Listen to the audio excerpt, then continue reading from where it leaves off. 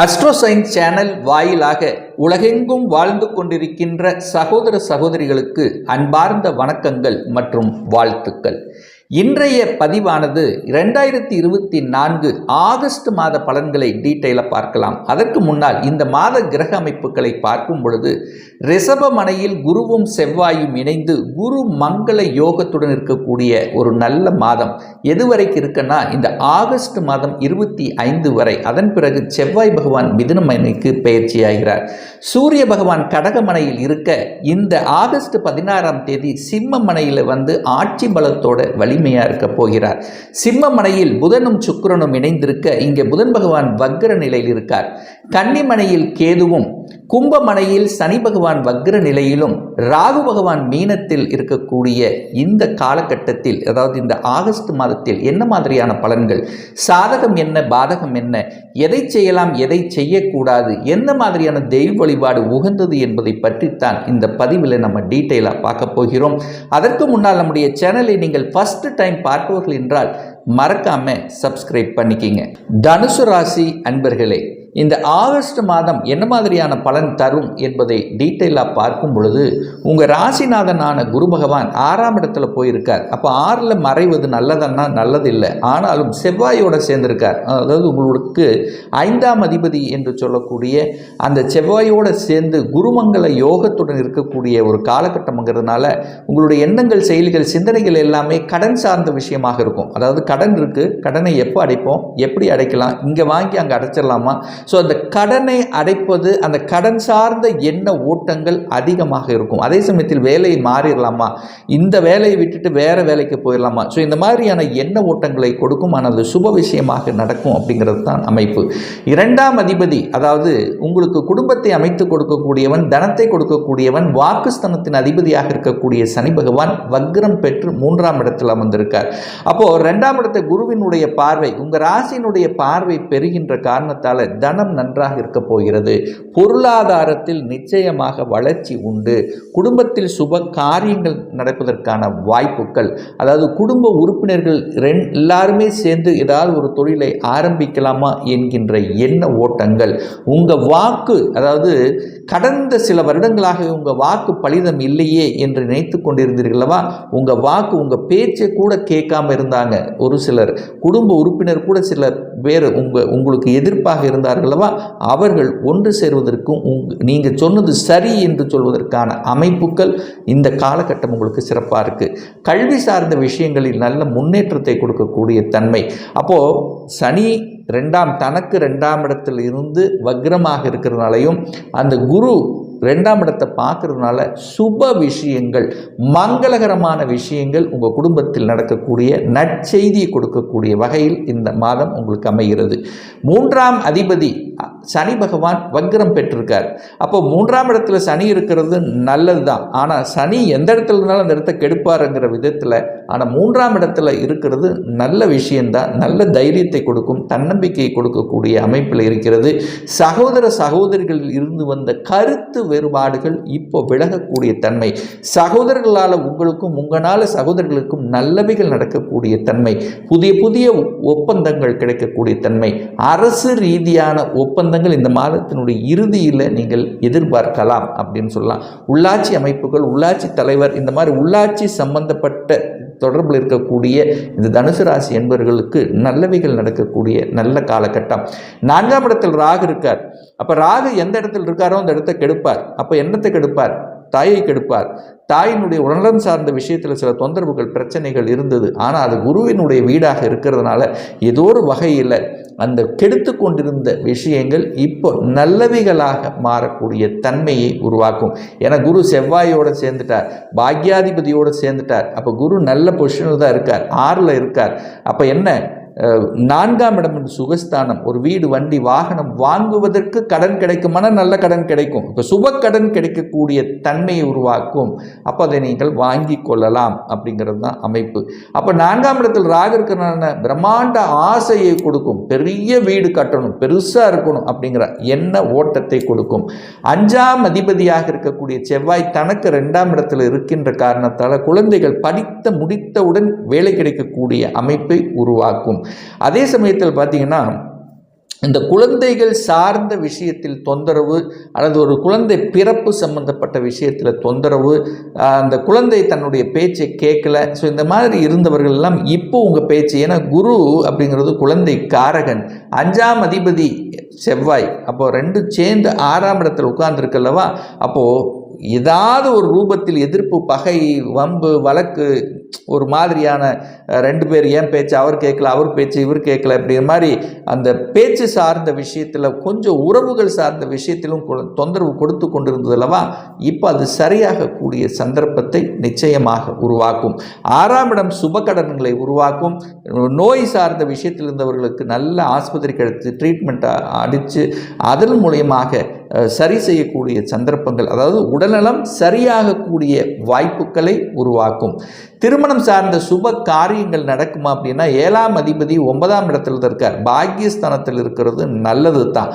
அப்போது திருமண சார்ந்த விஷயங்கள், அந்த குரு 6ஆம் இடத்தில் அமர்ந்திருந்தாலும் குடும்பஸ்தானத்தை பார்க்குறார் அல்லவா, இப்போ உங்களுக்கு ஒரு நல்ல தசாபுத்தி உங்களுக்கு நடக்குமே ஆனால் புதன் திசையோ அல்லது புதன் புத்தி சார்ந்த விஷயங்கள், அல்லது உங்களுக்கு ஒரு சிலருக்கு பார்த்திங்கன்னா சனி திசை நடந்தாலும் சரி அல்லது சுக்கிர திசை நடந்தாலும் உங்களுக்கு திருமண வாய்ப்புகளை கொடுத்துவிடும். 8ஆம் இடத்துல சூரியன் இருந்தார், அப்போ 8ஆம் இடத்துல சூரியன் இருக்கும்போது என்ன நடக்கும், இந்த மாதம் 15ஆம் தேதி வரை தகப்பன் சார்ந்த விஷயத்தில் சில தொந்தரவுகளை கொடுக்கும், தகப்பனுடைய உடல்நலத்தில் சில தொந்தரவுகளை கொடுக்கும், தகப்பன் வைகாரம் சார்ந்த விஷயத்தில் கொஞ்சம் பிரச்சனைகள் இருக்கத்தான் செய்யும். ஆனால் இந்த ஆகஸ்ட் 16க்கு அப்புறம் சூரிய பகவான் ஆட்சி பலத்தோட வலிமையாக இருக்கார். அப்போது எல்லா பிரச்சனைகளையும் பூர்வீகம் சார்ந்த விஷயத்தில் பிரச்சனைகளை சரி செய்வதற்கு அல்லது பேசுவதற்கு இந்த ஆகஸ்ட் மாதம் 16ஆம் தேதிக்கு அப்புறம் தான் நல்லது, அதற்கு முன்னாடி வேண்டாம். அதே சமயத்தில் தந்தை சார்ந்த விஷயங்கள், சூரியன் அதிகாரம், இப்போ அரசாங்கத்தில் இருக்கக்கூடிய இந்த தனுசு ராசி என்பவர்களுக்கு இப்போ கொஞ்சம் அலைச்சல் திருச்சல், டென்ஷன், ப்ரெஷர் அதிகமாக இருக்கும். 16ஆம் தேதிக்கு அப்புறம் எல்லாம் சரியாகும். நிறைய ட்ராவல், நிறைய ஏதாவது ஒரு ரூபத்தில் தொந்தரவு, பிரச்சனை, யாரோ செய்கிற இதுக்கு தன் மேலே விழுகுது. ஸோ இந்த மாதிரியான ஒரு மாதிரி அழுத்தம், ப்ரெஷரோடு இருக்கிறீங்க பார்த்தீங்களா, இந்த அரசாங்கத்தில் இருக்கக்கூடிய ஊழியர்கள் இப்போ அத்தனையும் இந்த ஆகஸ்ட் 16க்கு அப்புறம் நல்லவைகள் நடக்கக்கூடிய தன்மையை உருவாக்கும். பாக்யாதிபதி ஆட்சி பலத்தோட வலிமையாக இருக்கக்கூடிய ஒரு காலகட்டம். ஒரு வருடத்துக்கு ஒரு முறை தான் இந்த தனுசு ராசி என்பவர்களுக்கு பாக்யாதிபதி என்று சொல்லக்கூடிய சூரியன் ஆட்சி பலத்தோட வலிமையாக இருக்கார். அப்போ என்ன, அரசு காரியங்களில் வெற்றி, திடீர் அதிர்ஷ்ட வாய்ப்புகள், திடீர் ப்ரமோஷன் கிடைக்கக்கூடிய தன்மைகள், ஆளுமை தன்மைகள், அதிகாரம் தன்மைகள், அரசியல் இருப்பவர்களுக்கு புதிய பொறுப்புகள், இதெல்லாமே கிடைப்பதற்கான சந்தர்ப்பங்கள் இந்த ஆகஸ்ட் 16க்கு அப்புறம் உங்களுக்கு அருமையாக இருக்கிறது. 10ஆம் இடத்தை குரு பார்க்கறதுனால என்ன, 10 என்பது தொழில் மாற்றம், ஒரு நல்ல மாற்றம். எந்த மாற்றம் வந்தாலும் அது ஏற்றுக்குங்க. ஒரு இருக்கிற இடத்துலையே உங்களுக்கு அடுத்த ஒரு அடிஷ்னல் ரெஸ்பான்சிபிலிட்டி கிடைக்குது, ஏற்றுக்குங்க. ஒரு டிபார்ட்மெண்ட் சேஞ்ச் கிடைக்குது, ஏற்றுக்குங்க. ஸோ எது ஏற்றுக்கிட்டாலும் அது நல்லவைகள் தான். ஏன்னா குரு பார்க்குறார், குரு பார்த்தால் அந்த இடம் புனிதமாகும்.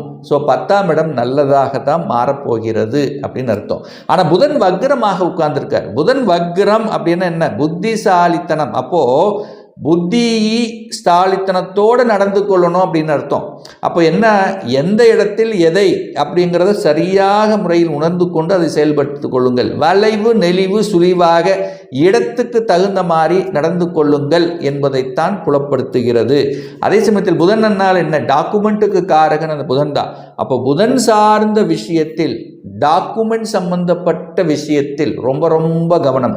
ஸோ எந்த டாக்குமெண்ட் ரிஜிஸ்டர் பண்ணுறீங்க, இல்லை ஒரு வீடு வாங்குறீங்க, ஒரு சொத்து வாங்குறீங்க, ஒரு விவசாய பூமி வாங்குறீங்க, டாக்குமெண்ட் சரியாக இருக்கான்னு செக் பண்ணிக்க, இல்லைன்னா ஏதாவது ஒரு வில்லங்கத்தை கொடுத்து விடும் என்பதையும் ஞாபகத்தில் வைத்து கொள்ளுங்கள் இந்த தனுசு ராசி அன்பர்கள். அதே சமயத்தில் மாமன் வகையாரம் சார்ந்த விஷயத்திலும் கவனம். மாமன், ஏன்னா புதன் வக்ரமாகி இந்த மாதம் பார்த்தீங்கன்னா 22ஆம் தேதி, ஆகஸ்ட் 22ஆம் தேதி 8ஆம் இடத்துல போய் அங்கே பகை பெற்று உட்கார்ந்து போகிறார். அப்போ மாமன் வகையாரத்தில் பிரச்சனை வரப்போகுது, டாக்குமெண்ட் சார்ந்த விஷயத்தில் வரப்போகுது, உங்கள் அறிவு சார்ந்த விஷயத்தில் உங்களுக்கு ஆசை வார்த்தை, அதுவும் குறிப்பாக கம்யூனிகேஷன் சார்ந்த விஷயத்தில் ரொம்ப கவனமாக இருக்கணும். ஃபோன் பண்ணி அதை பண்ணுங்க இதை பண்ணுங்க, ஏதாவது ஃபோன் மூலியமாக வரக்கூடிய எந்த விஷயத்தை நம்ப வேண்டாம். தகவல் தொடர்பு துறையின் மூலமாக வரக்கூடிய சில விஷயத்தை நீங்கள் நம்பக்கூடாதுங்கிறதையும் ஞாபகத்தில் வைத்துக் கொள்ளுங்கள். அந்த குரு பகவான் 12ஆம் இடத்தை பார்த்து புனிதப்படுத்துகின்ற காரணத்தால் வெளிநாட்டு தொடர்புகளை கொடுக்கும். எந்த வெளிநாட்டு தொடர்பு என்ன, அந்நிய மதம், வெளிநாட்டுக்கு போகக்கூடிய வாய்ப்புகள், உங்கள் ஸ்டேட் அதர் ஸ்டேட்டுக்கு செல்லக்கூடிய தன்மைகள். ஆனால் ஒரு சிலருக்கு பார்த்திங்கன்னா சென்ட்ரல் கவர்மெண்ட் வேலை கூட கிடைக்கும். ஸோ ஸ்டேட் டு ஸ்டேட் மாறக்கூடிய தன்மைகள்.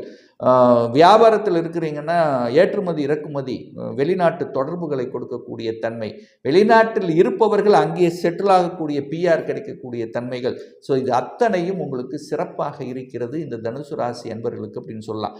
ஒரு நல்ல தெய்வ வழிபாடு அப்படின்னு எடுத்துக்கொண்டால் உங்கள் ராசிநாதன் 6ல் போய் மறைஞ்சிருக்கிற காரணத்தால் ஒவ்வொரு வியாழக்கிழமை அன்றைக்கு தட்சிணாமூர்த்தி வழிபாடு எடுத்துக்கொண்டால் மிகவும் சிறப்பு இந்த தனுசு ராசி அன்பர்களுக்கு. இப்போ நான் சொன்னது கோச்சார ரீதியாக இந்த ஆகஸ்ட் மாதத்துக்குரிய ஒரு பொதுவான பலன்கள். இந்த ராசி நட்சத்திரத்தில் பார்த்தீங்கன்னா பல லட்சக்கணக்கான பேர் இருப்பீங்க. ஏன்னா எல்லாத்துக்கும் ஒரே மாதிரியான பலன்கள் அப்படின்னா நிச்சயமாக இல்லை. ஏன்னா ஒவ்வொருத்தரும் டிஃப்ரெண்ட்.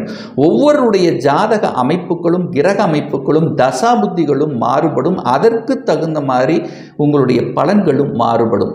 ஒரு துல்லிய பலன் வேணும் அப்படின்னா உங்கள் ஜாதகத்தில் கிரகங்கள் எப்படி இருக்கிறது, என்ன மாதிரியான ஆதிபத்தியம் பெற்றிருக்கிறது, எந்த டிகிரியில் இருக்கார், இப்போ நடப்பு தசா புத்தி அந்தரம் சூட்சமம் வாயிலாக நீங்கள் கேட்கக்கூடிய எந்த கேள்வியாக இருந்தாலும், அதாவது இந்த 2024ஆம் வருடத்தில் சொந்த தொழில் செய்வதற்கான விதி கொடுப்பினை நம்முடைய ஜாதகத்தில் இருக்கா, அப்படி இருக்கக்கூடிய பட்சத்தில் எப்போ நம்ம சொந்த தொழிலை ஆரம்பிக்கலாம், என்ன கோர்ஸ் எடுத்து படிக்கலாம், எப்போ நமக்கு ப்ரமோஷன் கிடைக்கும், எப்போ நமக்கு திருமணம் ஆகும், எப்போ நமக்கு குழந்தை பாக்கியம் கிடைக்கும், எப்போ நமக்கு வீடு கட்டக்கூடிய யோகம் இருக்கு, இது போன்ற கேள்விகளுக்கு துல்லியமான பதிலை நம்மால் கூற முடியும். ஒரு பர்சனல் கன்சல்டேஷன் எடுத்துக்கணும், சுயஜாதகம் பார்க்கணும் என்று விருப்பப்படக்கூடிய அன்பர்கள் டிஸ்பிளே தெரியக்கூடிய நம்பருக்கு வாட்ஸ்அப் மூலியமாகவோ ஃபோன் கால் மூலியமாக தொடர்பு கொண்டு அப்பாயின்மெண்ட் பெற்றுக்கொண்டு கன்சல்டேஷன் எடுத்துக்கலாம். நிச்சயமாக இந்த பதிவு ஏதாவது ஒரு ரூபத்தில் உங்களுக்கு யூஸ்ஃபுல்லாக இருக்குங்கிறதுல எந்தவித மாற்று கருத்தும் கிடையாது. நம்ம சேனலை நீங்கள் ஃபர்ஸ்ட் டைம் பார்ப்பவர்கள் என்றால் மறக்காம சப்ஸ்கிரைப் பண்ணிக்கிங்க. பக்கத்தில் இருக்கின்ற பெல் பட்டன் மற்றும் ஆல் நோட்டிஃபிகேஷனை கிளிக் பண்ணும்போது நான் போடக்கூடிய அடுத்தடுத்த பதிவுகள் உங்களுடைய நோட்டிஃபிகேஷனில் வந்து சேரும்.